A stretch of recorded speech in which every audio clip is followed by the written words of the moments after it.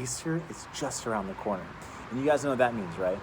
Going out to the backyard, elbowing down your siblings as you race to find all the Easter eggs with the money in it. Well, I don't know about you guys, but Easter has always been a fairly hopeful season.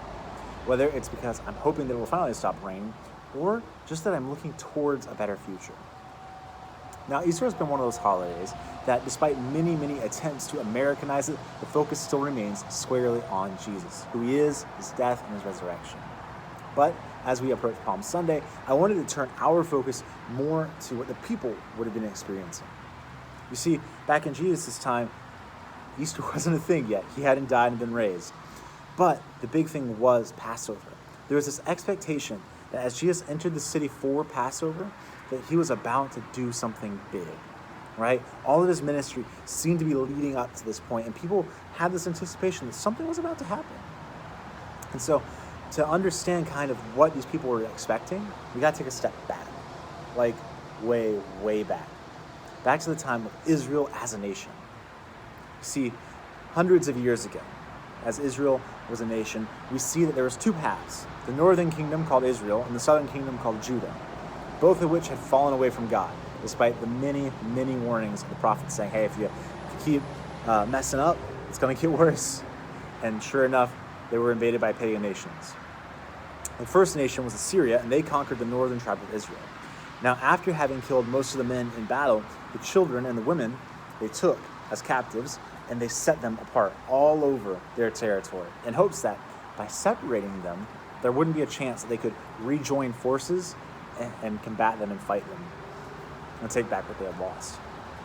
But this had an unintended consequence of separating them, removing the community, meant that they lost the affirmation of their faith. And because of this, they began to grow further and further and further away from God, as there weren't people there telling them, hey, don't forget about, God, don't forget to worship him and observe all that he's commanded.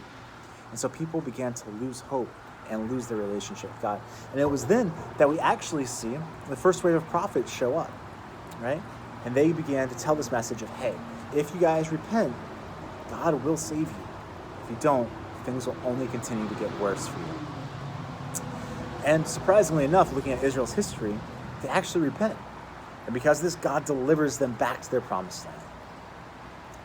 Now, nothing more than an old remnant of war. You see, the people's hearts were broken, not just because their marketplaces and houses lie in ruin, but because the temple was now nothing more than a heap of rubble. This symbol of their connection with God, their closeness to God, was destroyed, and with it, their sense of relationship to him.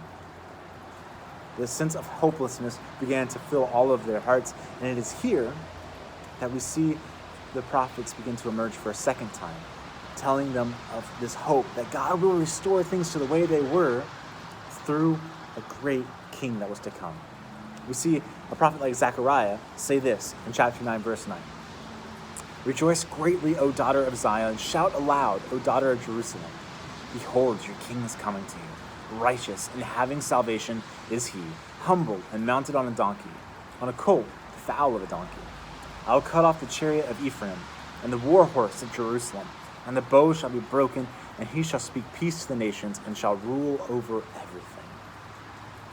Hearing these words, it is doubtless that they expected a ruler to come and fight against the people that they had captured, to get back all that they had lost, and to set things back to the way that they were, to restore things.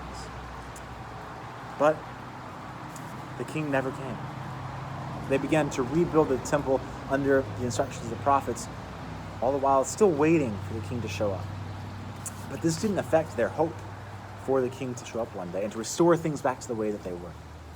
Stories were told around campfires and in houses and at the temple of how God was going to restore things to the good old days, and began to explain all the things that they remembered they missed, all the while never daring to look forward to a future that might be better. Jumping hundreds of years ahead to Jesus' time, the Israelites were still looking for this king, except now they were looking for someone to deliver them from the hands of the Romans who had conquered Israel. But it seems that as Jesus stepped on the foot of the scene, they began to forget all about the part of the prophecy where it said, king coming in peace, as they looked for a more militant ruler that might be able to conquer the Romans and set the people free. Yet, still, we see Jesus fulfilling the prophecy of Zechariah as he rode in on a donkey, as a king would have back in Israel's time to symbolize that he's coming in peace.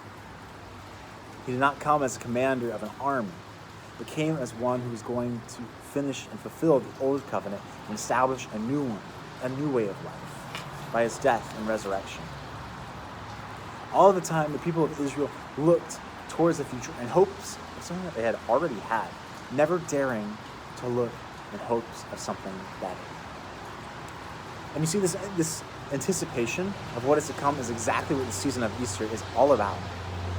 Just as Israel waited for their king to come and save them, so we find ourselves hopeful and anticipating as we gaze towards the cross.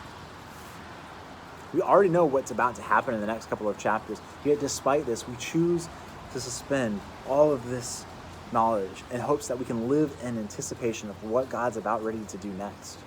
Specifically, what he's about ready to do through Jesus in his third and final time, when he comes and restores things, not just to the way that things were, but establishes a new order of something better, gives us a new hope, and brings his family back together. So, as we approach this season of Easter, the question then becomes, how are you guys living in anticipation? What is it that you are looking to the future for? What is it that you're hoping will happen in the future? And how are you living as a result of that hope? So, now what's going to happen is we're going to invite you guys to reach out to your small group leaders, to connect with them and continue this conversation. Continue looking for how it is that you're living in light of this hope, what it is that you're hoping for. Now, for those of you that are just joining us, first off, welcome. We're glad that you are here. We look forward to the chance of getting to meet you in person one day. But in the meantime, we want to get you connected so that way you can be a part of these groups. So if you would, comment in the section down below, your name and your grade. I will personally reach out to you guys and make sure that you're connected with your group for your age range. I look forward to chatting with you guys soon. See ya.